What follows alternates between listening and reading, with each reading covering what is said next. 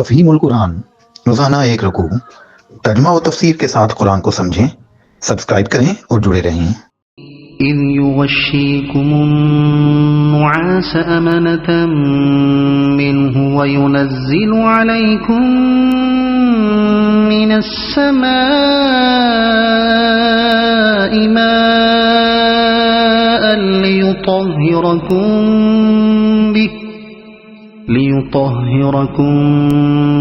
بِهِ وَيُذْهِبَ عَنكُمْ رِجْزَ الشَّيْطَانِ وَلِيَرْبِطَ عَلَى قُلُوبِكُمْ وَيُثَبِّتَ بِهِ الْأَقْدَامَ۔ اور وہ وقت جبکہ اللہ اپنی طرف سے غنودگی کی شکل میں تم پر اطمینان و بے خوفی کی کیفیت طاری کر رہا تھا، اور آسمان سے تمہارے اوپر پانی برسا رہا تھا تاکہ تمہیں پاک کرے اور تم سے شیطان کی ڈالی ہوئی نجاست دور کرے اور تمہاری ہمت بندھائے اور اس کے ذریعے سے تمہارے قدم جما دے۔ تم پر اطمینان و بے خوفی کی کیفیت طاری کر رہا تھا۔ یہی تجربہ مسلمانوں کو احد کی جنگ میں پیش آیا، جیسا کہ سورہ آل عمران آیت 154 میں گزر چکا ہے، اور دونوں مواقع پر وجہ وہی ایک تھی کہ جو موقع شدت خوف اور گھبراہٹ کا تھا، اس وقت اللہ تعالیٰ نے مسلمانوں کے دلوں کو ایسے اطمینان سے بھر دیا کہ ان پر غنودگی طاری ہونے لگی، اور اس کے ذریعے سے تمہارے قدم جما دے۔ یہ اس رات کا واقعہ ہے جس کی صبح کو بدر کی لڑائی پیش آئی۔ اس بارش کے 3 فائدے ہوئے۔ ایک یہ کہ مسلمانوں کو پانی کی کافی مقدار مل گئی اور انہوں نے فوراً حوض بنا کر بارش کا پانی روک لیا۔ دوسرے یہ کہ مسلمان چونکہ وادی کے بالائی حصے پر تھے، اس لیے بارش کی وجہ سے ریت جم گئی اور زمین اتنی مضبوط ہو گئی کہ قدم اچھی طرح جم سکیں اور نقل و حرکت بآسانی ہو سکے۔ تیسرے یہ کہ لشکر کفار نشیب کی جانب تھا، اس لیے وہاں اس بارش کی بدولت کیچڑ ہو گئی اور پاؤں دھسنے لگے۔ شیطان کی ڈالی ہوئی نجاست سے مراد وہ ہراس اور گھبراہٹ کی کیفیت تھی جس میں مسلمان ابتداءً مبتلا تھے۔ إِذْ يُوحِي رَبُّكَ إِلَى الْمَلَائِكَةِ أَنِّي مَعَكُمْ فَثَبِّتُوا الَّذِينَ آمَنُوا سَأُلْقِي فِي قُلُوبِ الَّذِينَ كَفَرُوا الرُّعْبَ فَاضْرِبُوا فَوْقَ الْأَعْنَاقِ وَاضْرِبُوا مِنْهُمْ كُلَّ بَنَانٍ۔ اور وہ وقت جبکہ تمہارا رب فرشتوں کو اشارہ کر رہا تھا کہ میں تمہارے ساتھ ہوں، تم اہل ایمان کو ثابت قدم رکھو، میں ابھی ان کافروں کے دلوں میں روب ڈالے دیتا ہوں، پس تم ان کی گردنوں پر ضرب اور جوڑ جوڑ پر چوٹ لگاؤ۔ جو اصولی باتیں ہم کو قرآن کے ذریعے سے معلوم ہیں، ان کی بنا پر ہم یہ سمجھتے ہیں کہ فرشتوں سے قتال میں یہ کام نہیں لیا گیا ہوگا کہ وہ خود حرب و ضرب کا کام کریں، بلکہ شاید اس کی صورت یہ ہوگی کہ کفار پر جو ضرب مسلمان لگائیں وہ فرشتوں کی مدد سے ٹھیک بیٹھے اور کاری لگے۔ واللہ اعلم بالصواب۔ ذَلِكَ بِأَنَّهُمْ شَاقُّوا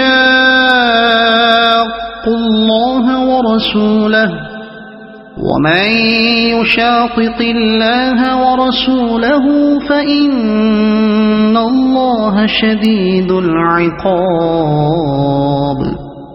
یہ اس لیے کہ ان لوگوں نے اللہ اور اس کے رسول کا مقابلہ کیا، اور جو اللہ اور اس کے رسول کا مقابلہ کرے اللہ اس کے لیے نہایت سخت گیر ہے۔ یہاں تک جنگ بدر کے جن واقعات کو ایک ایک کر کے یاد دلایا گیا ہے، اس سے مقصود دراصل لفظ انفال کی معنویت وعدے کرنا ہے۔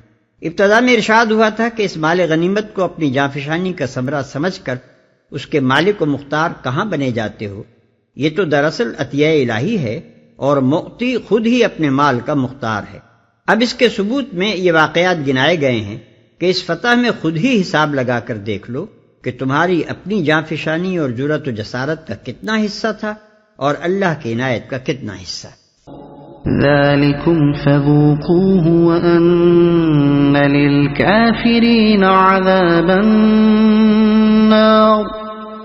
يَا أَيُّهَا الَّذِينَ آمَنُوا إِذَا لَقِيتُمُ الَّذِينَ كَفَرُوا زَحْفًا فَلَا تُوَلُّوهُمُ الْأَدْبَارَ۔ یہ ہے تم لوگوں کی سزا، اب اس کا مزہ چکھو اور تمہیں معلوم ہو کہ حق کا انکار کرنے والوں کے لیے دوزخ کا عذاب ہے۔ اے ایمان لانے والو، جب تم ایک لشکر کی صورت میں کفار سے دوچار ہو تو ان کے مقابلے میں پیٹھ نہ پھیرو، یہ ہے تم لوگوں کی سزا۔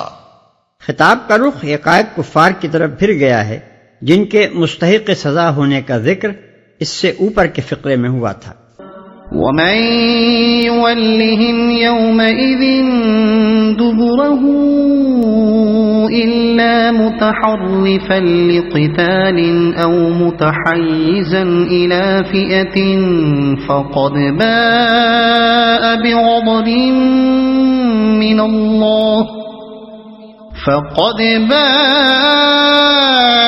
بِغَضَبٍ من اللہ ومأواہ جہنم وبئس المصیر۔ جس نے ایسے موقع پر پیٹھ پھیری الا یہ کہ جنگی چال کے طور پر ایسا کرے یا کسی دوسری فوج سے جا ملنے کے لیے، تو وہ اللہ کے غضب میں گر جائے گا، اس کا ٹھکانہ جہنم ہوگا اور وہ بہت بری جائے بازگشت ہے۔ دشمن کے شدید دباؤ پر مرتب پسپائی یعنی آرڈرلی ریٹریٹ ناجائز نہیں ہے، جبکہ اس کا مقصود اپنے عقبی مرکز کی طرف پلٹنا یا اپنی ہی فوج کے کسی دوسرے حصے سے جا ملنا ہو۔ البتہ جو چیز حرام کی گئی ہے وہ بھگدڑ یعنی راؤٹ ہے، جو کسی جنگی مقصد کے لیے نہیں بلکہ محض بزدلی و شکست خوردگی کی وجہ سے ہوتی ہے، اور اس لیے ہوا کرتی ہے کہ بھگوڑے آدمی کو اپنے مقصد کے بنسبت جان زیادہ پیاری ہوتی ہے۔ اس فرار کو بڑے گناہوں میں شمار کیا گیا ہے، چنانچہ نبی صلی اللہ علیہ وسلم فرماتے ہیں کہ 3 گناہ ایسے ہیں کہ ان کے ساتھ کوئی نیکی فائدہ نہیں دیتی، ایک شرک، دوسرے والدین کی حق تلفی، تیسرے میدان قتال فی سبیل اللہ سے فرار۔ اسی طرح ایک اور حدیث میں آپ نے 7 بڑے گناہوں کا ذکر کیا ہے جو انسان کے لیے تباہ کن اور اس کے انجام اخروی کے لیے غارت گر ہیں۔ ان میں سے ایک یہ گناہ بھی ہے کہ آدمی کفر و اسلام کی جنگ میں کفار کے آگے پیٹھ پھیر کر بھاگے۔ اس فعل کو اتنا بڑا گناہ قرار دینے کی وجہ صرف یہی نہیں ہے کہ یہ ایک بزدلانہ فعل ہے، بلکہ اس کی وجہ یہ ہے کہ ایک شخص کا بھگوڑا پن بسا اوقات ایک پوری پلٹن کو اور ایک پلٹن کا بھگوڑا پن ایک پوری فوج کو بدحواس کر کے بھگا دیتا ہے، اور پھر جب ایک دفعہ کسی فوج میں بھگدڑ پڑ جائے تو کہا نہیں جا سکتا کہ تباہی کس حد پر جا کر ٹھہرے گی۔ اس طرح کی بھگدڑ صرف فوج ہی کے لیے تباہ کن نہیں ہے بلکہ اس ملک کے لیے بھی تباہ کن ہے جس کی فوج ایسی شکست کھائے۔